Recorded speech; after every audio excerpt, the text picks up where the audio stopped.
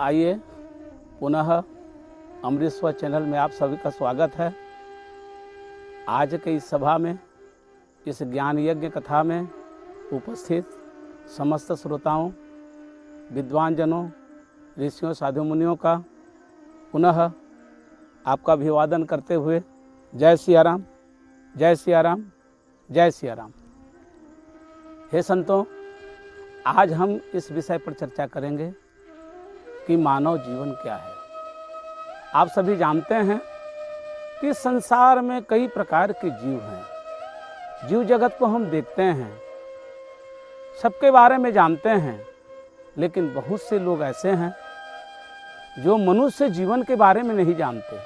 हम स्वयं मनुष्य जीवन लेकर के पैदा हुए हैं, लेकिन हमें ये पता नहीं है कि अन्य जीव जंतु से हमारा मनुष्य जीवन भिन्न किस प्रकार से है। इस पर आज विचार करेंगे। मुझे आशा है कि इस अमृतवाणी को सुनकर के आप सभी अपने जीवन को धन्य करेंगे। यह मेरा निजी विचार नहीं, मैं अन्य संतों से सुने हुए वाणी को आप तक परोस रहा हूँ।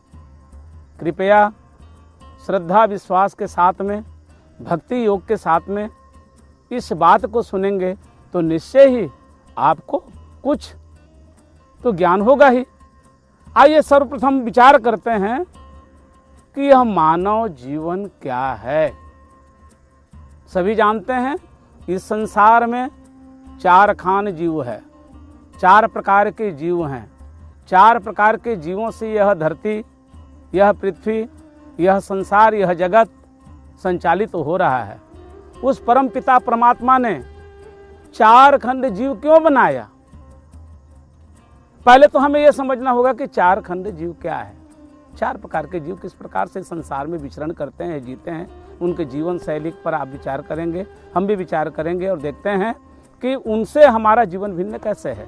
लेकिन इसके पहले हमको समझना होगा, क्या समझना होगा कि हम मनुष्य जीवन क्या है। इससे पहले मैं बता दूं कि चार खंड जीव कौन कौन से हैं। पहला है अंडज, दूसरा है पिंडज, तीसरा है जरायुज और चौथा है क्या? उद्भिज। अंडज अर्थात जो अंडों से पैदा होते हैं, ऐसे जीव को अंडज कहा गया है। अंडज से कई प्रकार के जीव आप देखते हैं, जानते हैं, इस पर विस्तार में नहीं जाऊंगा। जो अंडों से पैदा होते हैं उन्हें अंडज कहा गया है। पिंडज जो पूर्ण शरीर लेकर के जो पैदा होते हैं संसार में, उन्हें पिंडज प्राणी के नाम से जाना जाता है। जैसे कि मनुष्य है, गाय है, बैल है, भैंस है, ऐसे जो जीव पिंड लेकर के पैदा लेते हैं उन्हें पिंडज श्रेणी में रखा गया है। तीसरा है जरायुज, अर्थात बीज से उत्पन्न होते हैं, जिनमें जड़ होती है और स्थावर होते हैं। ऐसे जीव जगत को वो भी जीव हैं, हमें लगता है कि वो जीव नहीं है, वो भी जीव हैं। तो जितने भी स्थावर, पेड़ पौधे, घास फूस जितने दिखाई देते हैं, जिनमें जड़ होती हैं, इनसे बीज फल फूल होता है, ऐसे जीव को जरायुज कहा गया है। और चौथा प्रकार का जीव होता है उद्भिज। उद्भिज हमारे शरीर से ही पैदा होने वाले जीव को उद्भिज कहा गया है। पसीने से कई प्रकार के श्वेत कण पैदा होते हैं, जैसे कि जूं, आप सभी जानते हैं, बाकी के बारे में और जानते हैं। हमारे मलमूत्र से भी कई जीव पैदा होते हैं, तो ये उद्भिज है। तो अब हम विचार करेंगे कि अंडज, पिंडज, जरायुज और उद्भिज, इन चार प्रकार के जीवों से मनुष्य का जीवन भिन्न कैसे है। इसके भिन्नता के कई प्रकार हो सकते हैं, कई बिंदुओं पर इसका विचार किया जा सकता है। जैसे कि शारीरिक रचना, हम देखते हैं अन्य जीव जंतु से हमारा शारीरिक रचना कुछ अलग ही है। हालांकि गाय बैल में भी चार पैर होते हैं, हाथ को भी हम पैर अगर मान लें तो हमारा भी है, लेकिन हमारी शारीरिक बनावट, हमारी शारीरिक रचना उनसे भिन्न है। हर प्रकार की सुविधा से युक्त है हमारा जीवन, हमारा शरीर। इस पर विस्तार नहीं करूंगा, आगे मैं इस पर विचार करूंगा। आप तक पहुंचाने का प्रयास कर रहा हूं वह संदेश कि मनुष्य जीवन क्या है। मनुष्य जीवन है इस समस्त धरती में श्रेष्ठ प्राणी, श्रेष्ठ जीव, सबसे बुद्धिमान, ये मनुष्य जीवन है। हम समझते हैं कि मनुष्य जीवन अन्य जीवों की तुलना में ज्यादा भिन्न नहीं पाया जाता। वही खाते हैं, वही पीते हैं, वही सोते हैं, वही क्रियाकर्म है, ऐसा हम मान लेते हैं। लेकिन हे संतों, हे श्रोता समाज, हे भाई बहनों, थोड़ा और अंदर में घुस करके देखें, गहराई से सोचें तो अन्य जीव जंतुओं से कई गुना हमारा जीवन उत्कृष्ट है, कई उत्कृष्ट है। मनुष्य के जीवन वास्तव में इस धरती पर सौभाग्य से मिलता है, उसका जीवन अद्भुत है। इसलिए कहा गया है, ग्रंथों में कहा गया है, साधु संतों ने भी कहा है कि मनुष्य जीवन इस सृष्टि का राजकुमार है, इस सृष्टि का राजकुमार है। अब क्यों राजकुमार है, कैसे राजकुमार है? राजकुमार किसे कहते हैं? एक राजा के संतान को राजकुमार कहते हैं। आप मानते हैं कि आप राजा के संतान हैं? कभी आपने विचार किया? समय कहाँ है विचारने का? हम तो इस जीव जगत के सिर्फ सौम्यता, इस जीव जगत के सुंदरता और माया मोह को सोचते सोचते अपना समय नष्ट खराब कर रहे हैं। सिर्फ हम तो अपने परिवार तक को सोच रहे हैं, धन कैसे इकट्ठा करें, घर कैसे बनाए, सुंदरता कैसी हो, संसार में व्यवस्था कैसी चल रही है। हम इसी पर अपने जीवन के सारे समय को व्यर्थ करते आ रहे हैं, नष्ट करते आ रहे हैं। फिर हमारे पास अपने बारे में सोचने के लिए समय नहीं है। हम दुनिया के बारे में सोचते हैं, पड़ोसी के बारे में सोचते हैं, विरोधी के बारे में सोचते हैं, हितैषी के बारे में सोचते हैं, सबके बारे में सोच लेते हैं। लेकिन हम अपने बारे में कभी बैठ करके चिंतन किया ही नहीं, तो हम अपने स्वरूप को कैसे पहचानेंगे? और अपने स्वरूप को पहचानने का सबसे बड़ा साधन है ज्ञान। जब तक ज्ञान नहीं करेंगे, जब तक ज्ञान का अर्जन नहीं करेंगे, जब तक संतों की वाणी को नहीं सुनेंगे, जब तक वेद पुराणों में नेह नहीं लगाएंगे, खोजेंगे नहीं, पन्ना नहीं पलटेंगे, तो उस ज्ञान को हम कैसे जानेंगे कि हमारा जीवन क्या है, मनुष्य जीवन क्या है? तो आइए हम विचार करेंगे कि हमारा जीवन इस संसार के सर्वोत्कृष्ट रचनाओं में से एक है। हम देखते हैं कि मनुष्य जीवन संसार में सर्वोत्कृष्ट है, सबसे उत्तम है, सबसे भिन्न है।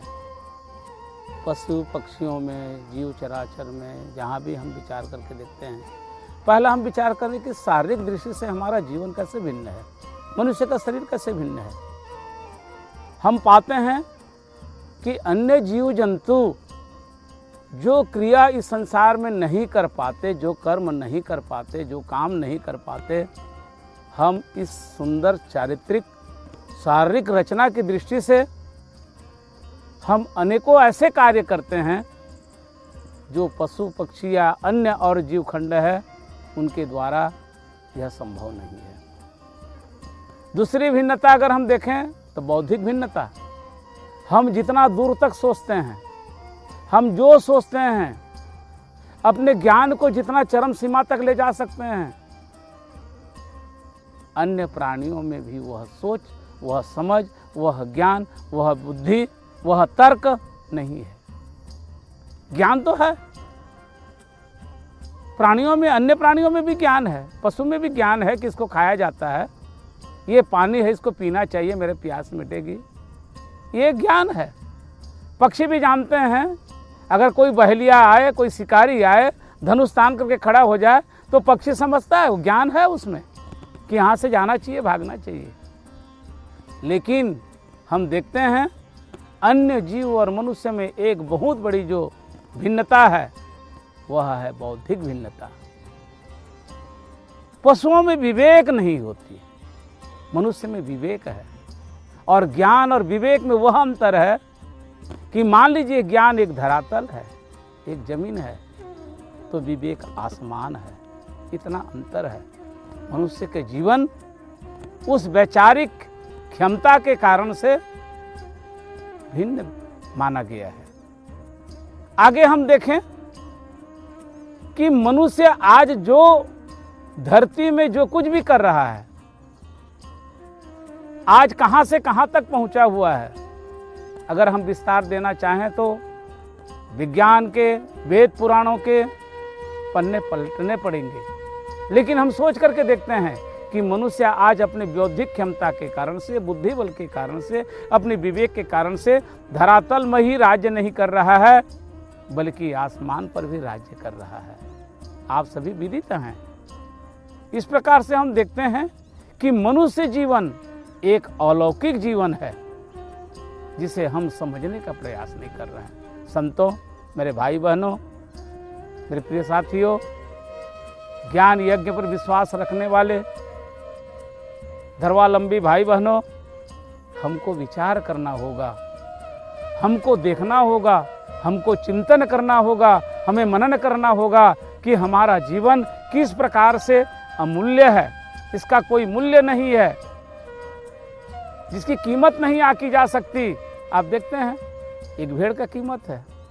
आप जाते हैं मार्केट, किसी को भेड़ की ज़रूरत है, एक बकरे की ज़रूरत है, तो उसका कीमत बना हुआ है, कितने वजन का, इतना किलो का, या इस साइज का, इतना कीमत है।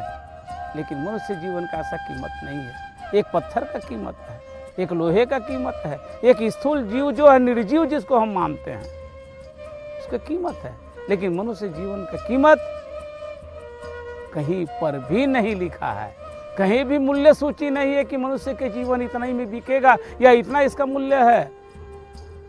और जब तक हम अंतर्मुखी हो करके अपने आप के बारे में जब तक नहीं सोचेंगे, इसका चिंतन नहीं करेंगे, मनन नहीं करेंगे कि भगवान ने, उस परमात्मा ने, जन्म देने वाले नियमता ने, इस संसार पर शासन करने वाले, इस संसार को चलाने वाले प्रभु ने मुझे अन्य जीव से भिन्न मनुष्य क्यों बनाया, हमें चिंतन करना होगा, हमें मनन करना होगा। लेकिन हमारे पास वह बुद्धिबल होना चाहिए, वह श्रद्धा होनी चाहिए, वो इच्छा होनी चाहिए। किस बात की? अपने आप को जानने के लिए। हम संसार के बारे में जानने के लिए इच्छा करते हैं, वेद पुराण पढ़ते हैं, ज्ञान पढ़ते हैं, विज्ञान पढ़ते हैं, सबके बारे में जानने के लिए हम ज्ञान इकट्ठा करते हैं। लेकिन स्व को पहचाने बिना हम उस परम सत्ता के द्वारा दी गई इस अमूल्य निधि को हम नहीं पहचान सकेंगे। संतों, अगर आपके पास समय है, अपने जीवनचर्या से, अपने जिंदगी जीने के दिनों से, तो आप दिन में कम से कम 10 मिनट निकालिए, अपने दिन भर के सभी कार्य को संपन्न करिए, और फुर्सत के समय हो, कम से कम सोते समय तो एक बार विचार कीजिए कि भगवान ने मुझे, उस परम सत्ता ने मुझे मनुष्य जन्म क्यों दिया, मैं मनुष्य क्यों बना, मेरा कर्म क्या है, मुझे क्या करना चाहिए, मैं क्या कर रहा हूँ, मैं कहाँ से आया हूँ, मुझे फिर कहाँ जाना है। इसके बारे में अगर हम रोज 10 मिनट भी अगर चिंतन करते हैं, मनन करते हैं, तो शायद मैं कह सकता हूँ कि हम अपने आप को जानने की चेष्टा कर रहे हैं। और किसी कार्य को तभी करते हैं हम, हमारे मन में पहले चेष्टा हो, इच्छा जागृत होती है। लेकिन मनुष्य का स्वभाव है कि अपने आप को जानने की इच्छा नहीं होती, दुनिया को जानने की इच्छा है, औरों के बारे में जानने की इच्छा है, इस संसार के जादूगरी को जानने की इच्छा है। लेकिन अपने आप को जानने की इच्छा जब तक नहीं जाएगी, हम स्वयं को नहीं पहचानेंगे, और स्वयं को नहीं पहचानेंगे फिर दूसरों के बारे में जान करके हम क्या करेंगे। मेरी माताओं, मेरी बहनों, मेरे साथियों, साधु संतों, आप लोगों के सामने मैं यह अपने विचार को रखा हूँ।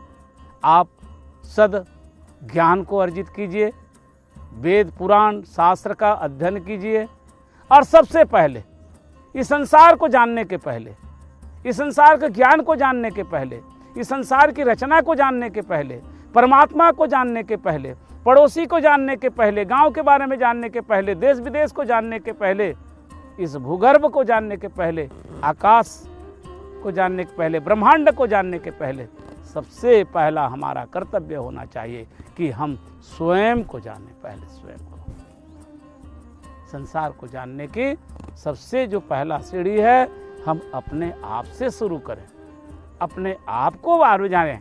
अपने आप को हम जब तक नहीं पहचानेंगे, दुनिया को कैसे जान सकते हैं। तो साथियों, आज के एपिसोड में हम इसी बात को रखना चाह रहे थे। इसके आगे फिर हम आप तक ले आएंगे कि अखिल विश्व के निर्माता परम सत्ता ने मनुष्य को ही अन्य प्राणियों से भिन्न क्यों बनाया है।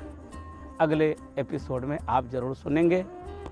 आपको यह ज्ञान आगे जानने की इच्छा हो, अच्छा लगा तो अमृतस्वर चैनल को लाइक कीजिए, सब्सक्राइब कीजिए और अधिक से अधिक अपने प्रियजनों तक इस संदेश को शेयर करें। धन्यवाद। जय श्री राम, जय श्री राम।